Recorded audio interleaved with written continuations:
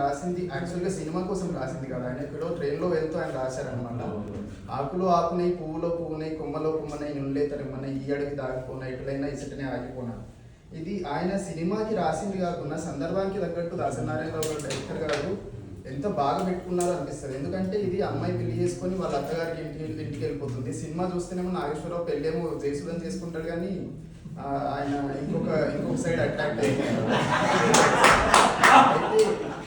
అయితే ఆ నేపథ్యంలో డైరెక్టర్ చెప్పకనే ఎట్లా చెప్తున్నాడు అనేది, పెళ్లి చేసుకుని అత్తగారి ఇంటికి వెళ్ళిపోతున్న ఆ లేడీ ఆకులో ఆకునై పువ్వులో పువ్వునై కొమ్మలో కొమ్మనై నువ్వులైతరు. ఆకులో ఆకు ఏంటండి, ఆకులో ఆకు కనబడదు. 100 ఆకులు ఉన్నాయి, ఆకుల్లో నేను ఒక ఆకుని. పువ్వుల్లో పువ్వు ర్యాండమ్ కనబడదు, స్పెషల్గా కనబడదు. అట్లా దాచుకొని ఉండిపోతాను నేను ఇంకా అత్తగారింటిలో.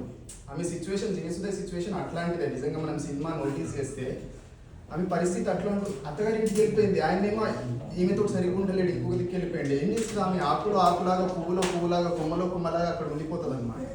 ఈ అడవి ఎటులైనా ఈ అడవి దాగిపోనా అంటుందాన్ని. అంటే ఆమె బతుక అడవి లాంటిది కదా అప్పుడు. అంటే అది కాన్షియస్గా జరుగుతున్నా కానీ ఇట్లా అన్వయించుకుంటే ఎంత బాగుంది ఆ డైరెక్టర్. ఇట్లాంటి పాఠం తీసుకొని ఆ సందర్భానికి తగ్గట్టుగా పర్ఫెక్ట్ సందర్భంలో ఇట్లాంటి కవిత్వాన్ని యూజ్ చేయడం అనేది కూడా చాలా గొప్ప విశేషం అని నాకు అనిపిస్తుంది. ఆయన ఇట్లా కూడా అన్వయించుకోవచ్చు, అంటే ఆ స్టోరీకి తగ్గట్టు ప్రాపర్గా ఉందని నాకు అనిపించింది అనమాట ఆ వర్షన్.